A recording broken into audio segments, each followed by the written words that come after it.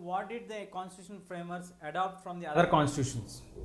What made the constitution framers to think and change them? Now, as Mr. Ambedkar expressed his view in the Constituent Assembly that if a student is kept forth on his hand the constitution book into his hands and asked him to read it, the first question what comes into his mind is what type of government is going to be there and what is the other form of the system or the rules and regulations which we are going to follow it.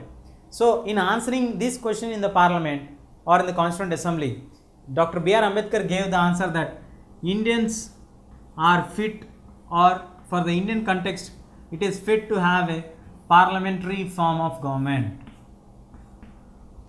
For Indian context it is fit to have the parliamentary form of government. Then what about the powers of the president? In this explaining in this process of time, he compares India with US. See here, India, United States.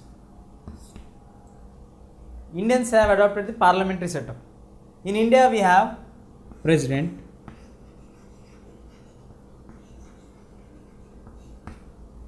in US also we have the president.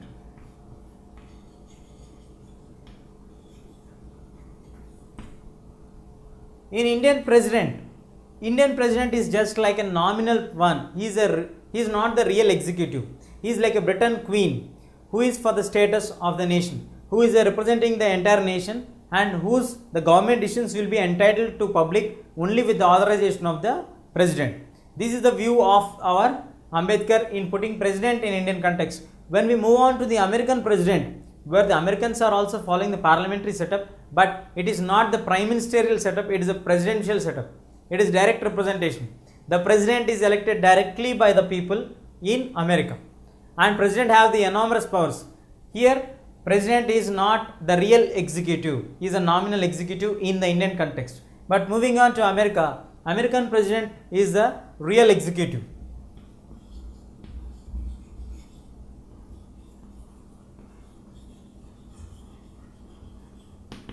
What is the meaning of the word real executive? Real executive means that the entire powers are entrusted in his hands. He can appoint anyone as his secretary. He will be having the various secretaries under him working directly discharging his responsibilities. He will have the powers to appoint anyone and to remove anyone at any point of time. He is having the entire powers to discharge all the duties under his name. And he is the supreme commander of the three armed forces. And he has that powers to declare war with any nation. These are the powers of the American president. His check was very limited by the Parliament or the Senate of America. But moving on to India, the Indian president is a nominal one. He also is the commander of all the three naval armed forces and he is having the special powers. He can appoint the prime minister, he can appoint all the other ministers. Without the approval of the president, no bill turns into an act and no person can be made as a minister or prime minister or any other positions without the knowledge of the president, but provided all these are under the control of the prime minister and president is bound by the advice of the prime minister. When it comes to America, American president is not bound by any advice given by any of his secretaries of the states and he is just can listen to the advice, but the final decision can be taken by the President of America. He is independent of the advice given by the secretaries of the states who are working under him. But when we move on to the Indian Prime Minister or Indian President is especially bound by the advice of the Prime Minister of India. Here the Indians elect Prime Minister directly. Even directly we don't elect the Prime Minister also. We elect the members of the Lok Sabha. The members of Lok Sabha of the winning party will elect their leader. Which party gets majority in the Lok Sabha will be called by the president. The president have only choice when he is having a slight majority of variation between the two major parties who got the maximum number of seats required to form a government. Then he can have a word saying that either this or that. Other than that, the president does not have any choice of calling except calling the winning party to come and form the government. In these all points or in the wake of this, why did Ambedkar prefer to go for presidential form not than the American type of presidential form, because in India we have various categories of people and we are not following the direct representation. If suppose president is given the entire powers as if that of the American president, so president may sometimes go in a arbitrary or like a monarchic setup, or like a fascist liberal, or like a Hitler, like Nazi, which turned into a Hitlership. So now he, in his point of view, to check every action of the leaders, to make them clear on their stand, any bill should be discussed very clearly in the parliament of both the houses, should get the approval of both the houses, then should be move on to the final check of the president. So in these 3 stages of filtration, so if any negativities are found, they can be further be addressed and changed in this process of filtration. This was the ideology behind Ambedkar putting off the parliamentary setup of view and making the president a true representative of the nation and not the perfect real executive.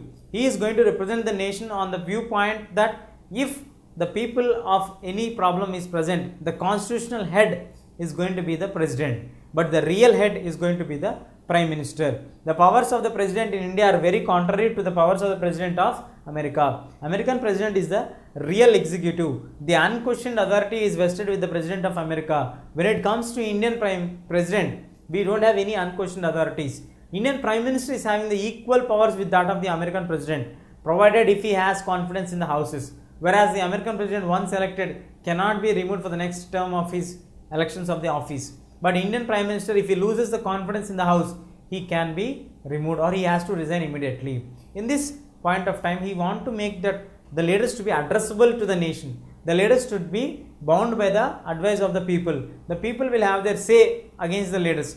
In this context or in this view, because we have faced the 200 years domination of the Britishers, where Indians were not at all considered at any point of time. The views of the Indians were not at all considered, and strictly Indians were considered as dogs. So he want to make Indians feel that they are the true representatives of the nation. They can choose their leaders, and from their leader representatives they will choose their leaders. In this point of time, he made this kind of thing to set up of a true democratic spirit of the parliamentary system.